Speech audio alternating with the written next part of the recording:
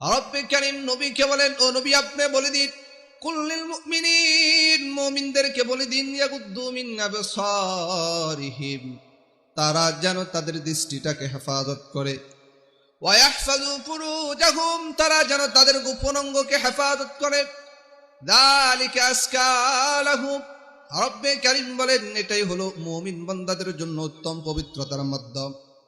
ইন্নাল্লাহা খাবীরুম বিমা ইয়াসনাউন, নিশ্চয় আল্লাহ তাআলা জানেন মানুষ যা করে। কে জানেন বলেন? উচ্চ আওয়াজে বলেন, কে জানেন? মানুষ যদি পানির ভিতরে ডুব দিয়ে পানি খায়, জানেন কে? উচ্চ আওয়াজে বলতে হবে, জানেন কে? উচ্চ আওয়াজে বলতে হবে, জানেন কে?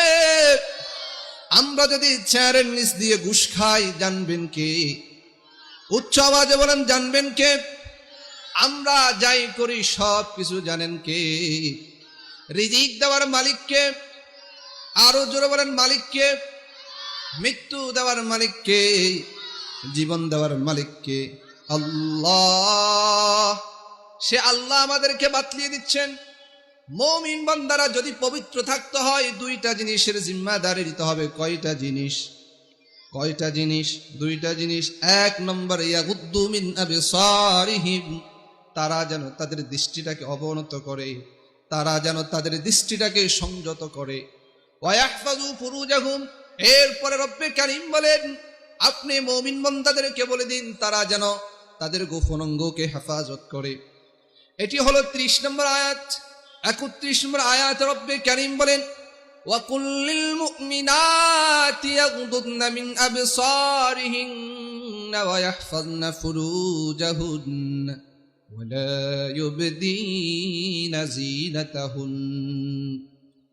রব্বে কারীম বলেন, ও নবী আপনি মুমিন নারীদেরকে বলে দিন, কুল্লিল মুমিনাত ইয়াগুদুদনা, তারা যেন তাদের দৃষ্টিটাকে হেফাজত করে, ওয়া ইয়াহফাযনা ফুরুজাহুন্না, তারা যেন তাদের গোপন অঙ্গকে হেফাজত করে। এরপরে রব্বে কারীম বলেন, ওয়ালা ইউবদিনা যিনাতাহুন, তারা যেন তাদের সৌন্দর্যটা প্রকাশ না করে, সৌন্দর্যটা প্রকাশ না করে। বুঝতে হবে, এর আগের আয়াতে আল্লাহ তাআলা দুইটা বিষয়ের কথা বলেছেন, মুমিন পুরুষদেরকে আর মুমিন নারীদেরকে কয়টা বিষয়ের কথা বলছে? তিনটা। কয়টা? নারীদেরকে তিনটা, পুরুষদেরকে দুইটা। নারীদেরকে তিনটা, কি কি? তারা তাদের দৃষ্টিটাকে অবনত করবে, দৃষ্টিকে সংযত করবে। 2 নাম্বার, তারা তাদের যৌনাঙ্গকে হেফাজত করবে। 3 নাম্বার, তারা তাদের সৌন্দর্যটাকে প্রকাশ করবে না।